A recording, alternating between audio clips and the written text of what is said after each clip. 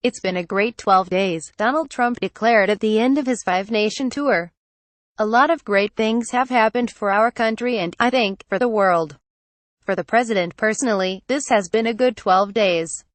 He has cut a more restrained figure, shown that he can stick, for the most part, to the script, and managed to avoid any major diplomatic incidents, not least the fate of the last U.S. leader George H.W. Bush to spend this length of time in the region vomiting on the Japanese Prime Minister. For the U.S. position in Asia, however, it has been less of a success. Trump's America First message might go down well with his base back home, but it does little to reassure allies here that the U.S. is not turning its back on regional leadership and engagement, at a time when China is making its presence and its overseas investment felt. So what else did we learn about Donald Trump during his travels in Asia? He responds well to flattery. Image: Chinese children wave to Mr. Trump after he arrives in Beijing. Not a shock, granted.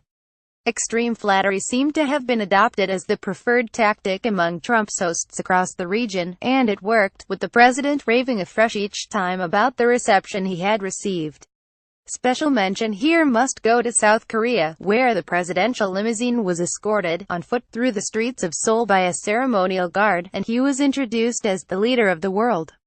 President Moon also publicly congratulated him on his great progress on making America great again. China also scored highly in this category, laying on what was described as a state visit plus, with dinner and private opera inside the Forbidden City, and ranks of jumping, cheering children. It was a red carpet like nobody, I think, has probably ever seen, Donald Trump declared approvingly. He cannot let perceived slights pass. Image: President Trump answers questions on board Air Force One again, not exactly news, but as he was questioned by reporters on Air Force One about how he would deal with the newly empowered leaders of Japan and China, Donald Trump interrupted, "Excuse me, so am I overlooking his record-low approval ratings and domestic political troubles?" Mr. Trump cited gains on the U.S. stock market and unemployment numbers, in what would become a regular refrain throughout the trip. This inability to let insults lie reared its head again in Vietnam, as the president unburdened himself in a blaze of tweets, lashing out at Kim Jong-un as short and fat after being called an old lunatic by North Korean state media, and attacking haters and fools over his relationship with Vladimir Putin.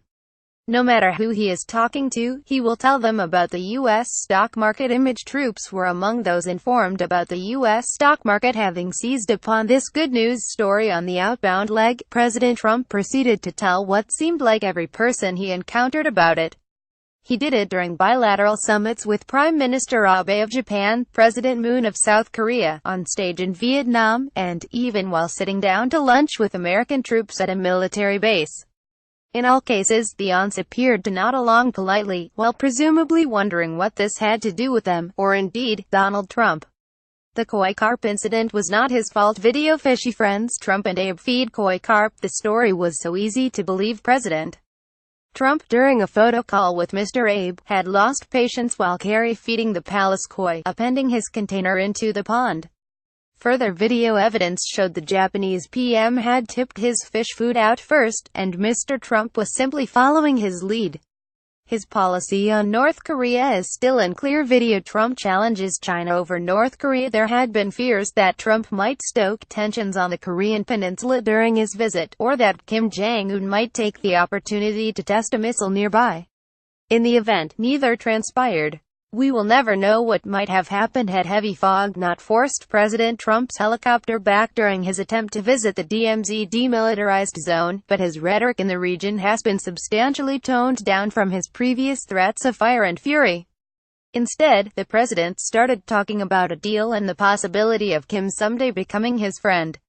Image: Pyongyang's nuclear ambitions remain an urgent problem for the president. The strategy seems to vacillate between personal insults, threats of force, and now talk of negotiations, while insisting China could solve this quickly and easily if it wanted to, which remains untrue.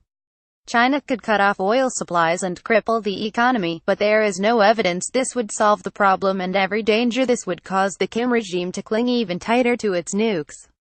3 U.S. aircraft carriers conducted exercises in the Pacific during the visit, for the first time in a decade, but Defense Secretary James Mattis said there was no big message. He sees a smaller role for America in the world image. Mr. Trump put trade at the heart of his address at the APEC summit in Vietnam. After my tour of Asia, all countries dealing with us on trade know that the rules have changed.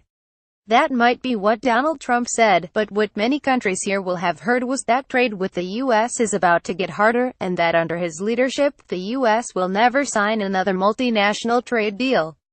Meanwhile, the 11 remaining signatories to the Trans-Pacific Partnership (TPP), which President Trump withdrew from in his first days in office, announced they would continue to pursue the free trade deal without the U.S. He is not going to stand up for human rights. Image. Xi Jinping has promised a new era in China. Standing alongside Xi Jinping, who is currently presiding over China's most serious crackdown on human rights in decades, in whose state's custody a Nobel Peace Laureate died this summer, and whose widow remains missing, Donald Trump opted not to mention human rights.